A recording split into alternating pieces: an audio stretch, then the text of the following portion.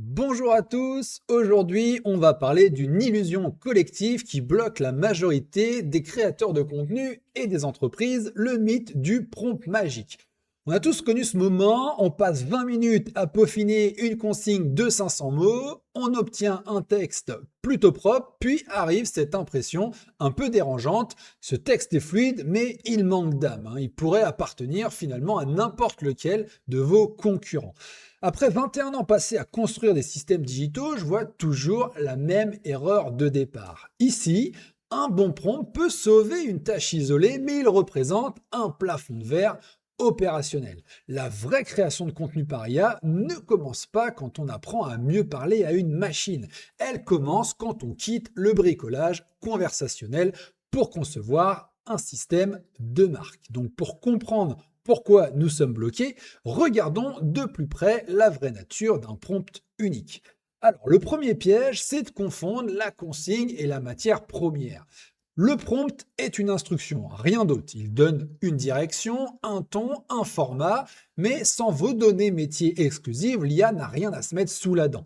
Elle va donc puiser dans des connaissances générales et statistiques. Résultat, un contenu lisse, sans relief, sans ce vécu qui fait votre spécificité. C'est là qu'apparaît ce que j'appelle la prompt fatigue. Vous vous retrouvez à devoir recoller votre contexte, réexpliquer votre cible, rappeler vos offres et votre charte éditoriale à chaque nouvelle session de chat. Vous avez promis de la productivité avec l'IA, vous êtes devenu le babysitter manuel d'une machine sans mémoire. Pour le dire autrement, un prompt parfait, sans base de connaissances, c'est comme un plan de chantier magnifique transmis sur un terrain vide, sans briques ni ciment. La consigne est là, mais la structure est impossible à bâtir. Ok, alors comment apporte-t-on ces briques et ce ciment de manière automatique? Eh bien, c'est tout le rôle du RAG. D'accord? Pour dépasser cette limite, la question ne doit plus être quel super prompt dois-je inventer, mais plutôt quelles informations exactes mon système doit-il récupérer avant même de commencer à rédiger. C'est ce qu'on appelle le RAG ou le Retrieval Augmented Generation. Au lieu de faire deviner à votre ADN, au lieu de faire deviner votre ADN à l'IA, on connecte le modèle à votre propre mémoire de marque. Ce système repose sur 3 étapes simples. Premièrement, centraliser. Vous rassemblez vos données exclusives, d'accord, vos cas clients, vos notes de réunion, vos anciennes newsletters performances, vos frameworks, tout ça, c'est votre propriété intellectuelle.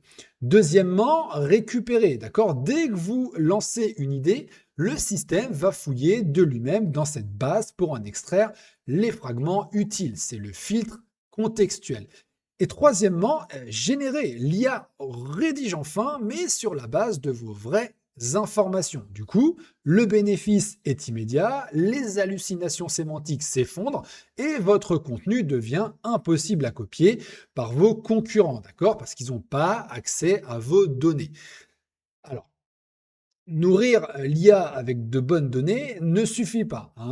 Si on lui demande de tout faire en même temps, ça va être compliqué. Donc, il faut aussi revoir l'organisation du travail. Alors, justement, un autre problème du prompt unique, c'est qu'il est souvent fourre-tout. On demande au même modèle, en une seule phrase, d'analyser l'intention SEO, de structurer un plan, de rédiger, de relire et d'optimiser le ton.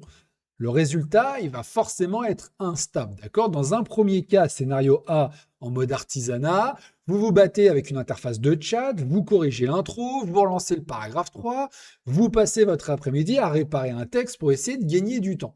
D'accord? Maintenant, scénario B, l'industrialisation, on remplace ce gros prompt par une équipe de microservices spécialisés, les fameux agents IA dont vous entendez tout le temps parler. Vous avez un agent qui extrait le contexte, un autre qui valide la structure SEO, un troisième qui rédige avec votre style et un dernier qui joue le rôle de correcteur de marque.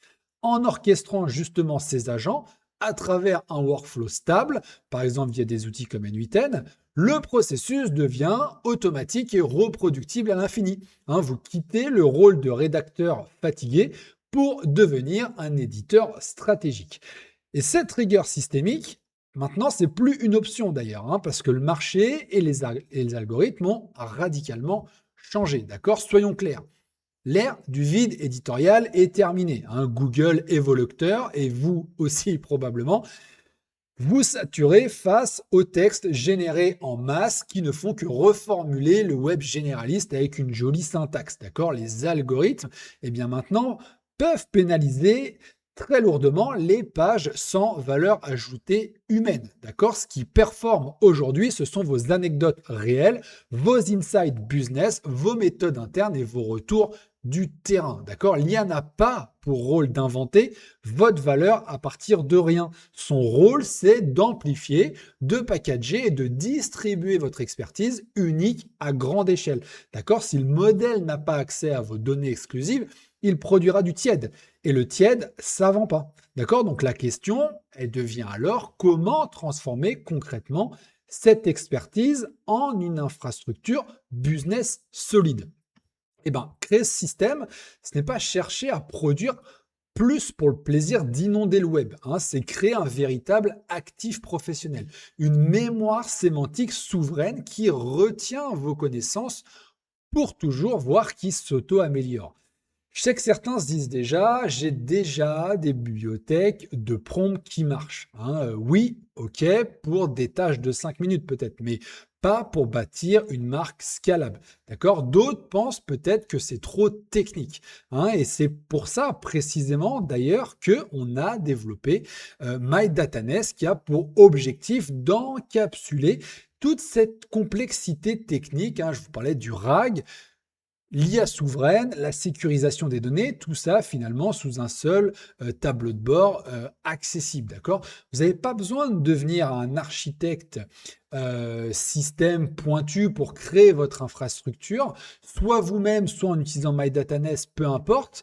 Votre rôle, c'est de structurer votre savoir, hein, de piloter vos workflows et de libérer du temps pour ce qui compte vraiment, c'est-à-dire incarner votre marque, décider et vendre. D'accord? C'est vraiment là l'important.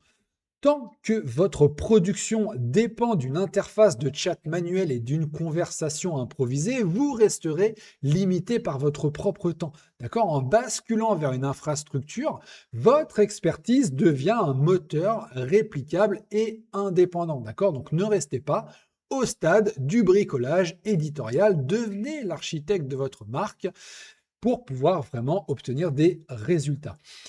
Alors, pour vous aider à franchir le pas, pour info et pour comprendre comment mettre en place ces architectures et structurer votre propre mémoire souveraine, je vous invite à rejoindre la My Data Nest Academy sur notre Discord, hein. Vous retrouverez le lien dans la description. N'hésitez pas, vous y retrouverez des ressources, des cas pratiques et une communauté de professionnels qui partagent cette même vision de la création.